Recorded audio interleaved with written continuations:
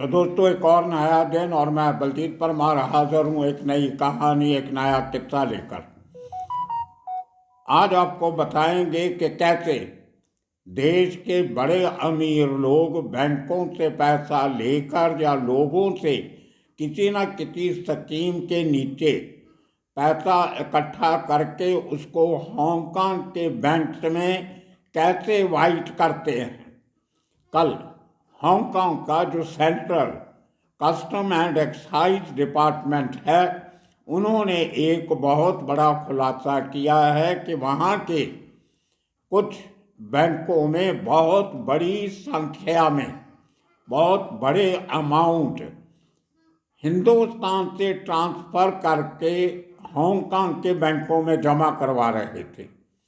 3 महीने की लंबी इन्वेस्टिगेशन के बाद, जिसमें भारत की एजेंसियों का सहयोग भी लिया गया, उसके बाद खुलासा किया हांगकांग की सरकारी एजेंसी ने कि ये लोगों का तरीका बहुत अजीब था।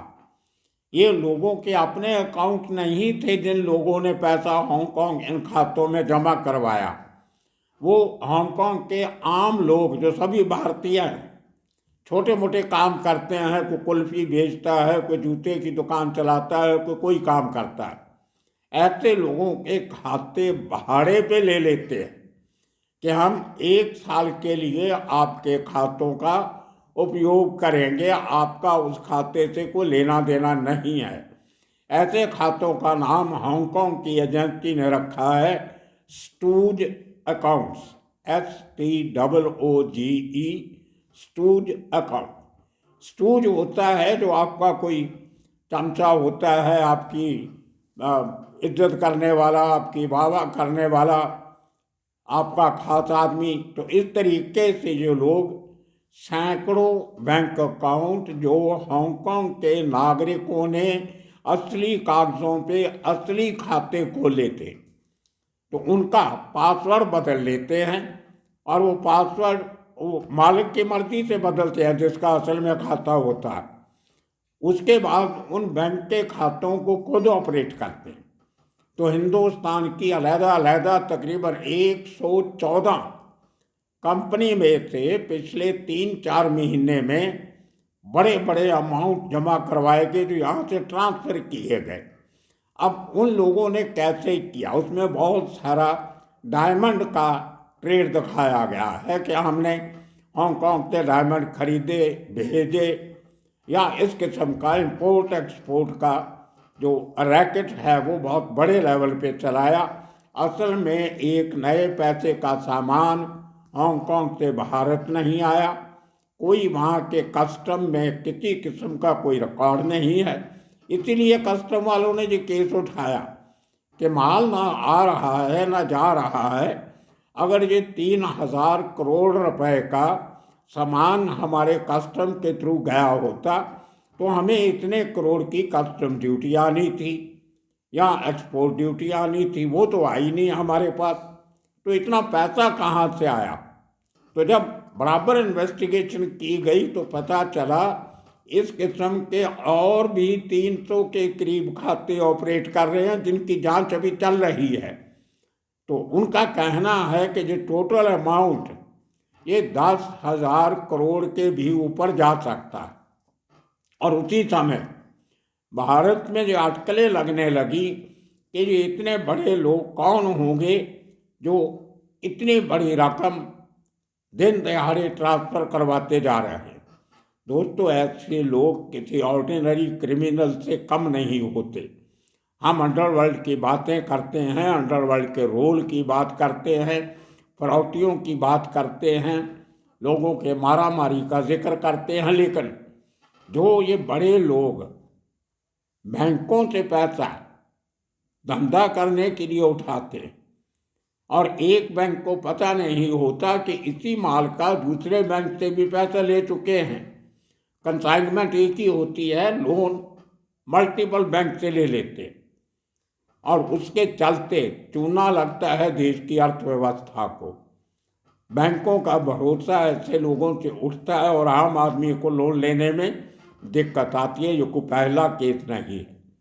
इसके पहले भी हमने देखा मेहुल चोकसी, एक और दूसरा मोदी, ये सब लोग गए। इसी तरह विजय मल्ल्या हो गया इतने करोड़ लेके।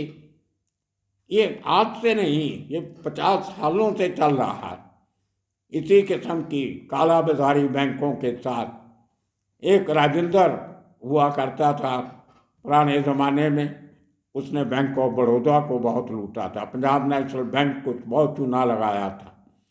तो इस किस्म की धोखाधड़ी सरकारें आमतौर पे कहती रही हैं कि पुराने जो रजीम थे, जो पुरानी सरकारें थी, मतलब कांग्रेस की सरकार के समय ये सब धोखाधड़ी हुआ, लेकिन अभी भी जारी है। सरकार का बैंकों पे नियंत्रण वो नहीं रहा जो होना चाहिए, और बैंक अपनी परफॉर्मेंस बढ़ाने के चक्कर में धड़ाधड़ लोन दे देते हैं कि हमें इंटरेस्ट आएगा। वो तो आता नहीं, लेकिन जो अपनी पूंजी होती है वो भी निकल जाती है। आए दिन बैंकों के फ्रॉड के केसेस सामने आ रहे हैं। अभी 2 दिन पहले चंडीगढ़ के पास, न्यू चंडीगढ़ में, एक एक्सिस बैंक की एक गांव में ब्रांच है, जहां से उसके मैनेजर ने अपने एक साथी के साथ मिलके किसान लोगों का 50 करोड़ रुपया पिछले 4 महीने में निकाल लिया। वो तो पकड़ा गया, लेकिन उसका साथी फरार है। तो इस तरीके की धोखाधड़ी जो चल रही है, ये सरकार के लिए भी चिंता का विषय है। और अब जो नाम सामने आ रहा है वो जतन मेहता का आ रहा है, जो एक ज़माने में सूरज डायमंड्स के नाम पे, सूरज एक्सपोर्ट्स के नाम पे नारीमन पॉइंट से अपना बहुत बड़ा धंधा चलाता था, बड़े सालों से फरार है, नहीं है। लेकिन उसके सहयोगी अभी भी हिंदुस्तान में बैठ के ऐसे काम कर रहे हैं। अब हांगकांग में हमारे सोर्सेस ने बताया कि ये 3000 करोड़ के मामले में भी जतन मेहता के एसोसिएट्स का नाम आ रहा है। कुछ और बड़े लोग भी हैं जो इस पूरे शातिर धंधे में शामिल हैं। अच्छी बात यह है कि हांगकांग की पुलिस और हांगकांग का कस्टम डिपार्टमेंट बहुत ईमानदारी से काम करता है। जब उनको शक हुआ कि ये कुछ गड़बड़ है, उन्होंने बहुत जल्दी 180 इन्वेस्टिगेटर्स की टीम बनाई थी, जिन्होंने पूरे बैंक खाते चेक किए। उनमें से एक आदमी जो है खाता जो चलाता है, जिसने अपना अकाउंट भाड़े पे दिया था, इनको हर महीने के कुछ पैसे दिए जाते थे, वो भाड़े पे देने वाला आदमी हांगकांग की एक सड़क पे ठेला लगा के कुल्फी बेचता। उसके खाते में 700 करोड़ रुपए आए। अब पैसा भेजने वालों ने सोचा नहीं था कि हमारा ये नया तंत्र जो है वो पकड़ा जाएगा। एक दूसरा आदमी कैब ड्राइवर है, वो टैक्सी चलाता है। एक आदमी कोई थोड़ा अमीर आदमी है, वो उसकी कोई छोटी मोटी एक दुकान है बड़ी कहीं किसी मॉल में। तो इस तरीके से ऐसे भाड़े पे अकाउंट लेके उनको ऑपरेट करने का नया धंधा ये अभी हांगकांग में चल रहा है। पिछले साल आपको याद होगा, आपने इसी किस्म का एक एपिसोड बनाया था, उसमें भी तकरीबन 6000 करोड़ रुपए का इसी किस्म से भारतीय पैसा ट्रांसफ़र किया गया था, लेकिन वो बड़ी कंपनियों ने बड़ी कंपनी के नाम पे भेजा था। तो ये नया अभी स्टूज अकाउंट नया जो फार्मूला इन्होंने बनाया था, उसका पर्दाफाश भी हांगकांग कस्टम ने कर दिया। अब आगे देखते हैं जब ये गिरफ्तारियां होने लगेगी। अब ये पूरी इन्फॉर्मेशन जब भारतीय एजेंसीज के पास आएगी, भारत के किन बैंकों से वो पैसा गया उसके नाम सामने आएंगे, किसके खातों से गया। कहीं ऐसा तो नहीं कि ये स्टूज अकाउंट भारत में भी चल रहे हैं, जो ये ऑनलाइन बैटिंग वाले हैं ना, जो हम पिछले दिनों से काफ़ी सारे हमने एपिसोड भी बनाए।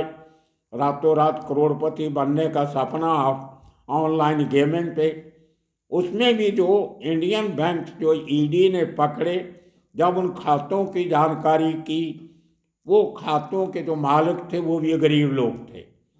उनको तो 5,000 10,000 रुपया महीने का दे के उनके खाते इस्तेमाल करने के लिए लिए गए थे।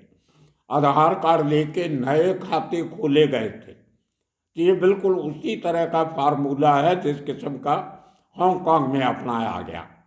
तो अब देखना होगा कि हमारी जो एनफोर्समेंट एजेंसीज हैं, ईडी हुई या डीआर हुई, डीआरआई हुई, ये लोग किस किस्म की इंक्वायरी करते हैं। लेकिन बैठे बैठाए ऑपोजिशन पार्टीज को एक मुद्दा मिल गया बीजेपी के खिलाफ प्रचार करने का। तो अब इंतज़ार करेंगे आने वाले दिनों की, जब इस केस की पूरी जो क्रिमिनल एलिमेंट है वो सामने आता है। इसमें बहुत सारी ड्रग मनी भी इन्वॉल्व हो सकती है, इसमें कुछ हथियारों की सेल परचेज भी हो सकती है, क्योंकि इस किस्म का पैसा देश के विरोध में काम करने वाली शक्तियाँ इस्तेमाल करती हैं। तो ये बहुत सीरियस केस है। आने वाले दिनों में इंतज़ार करेंगे इसमें क्या डेवलपमेंट होती है, क्या और निकल के सामने आता है। तब तक के लिए आप सबका बहुत बहुत शुक्रिया, धन्यवाद।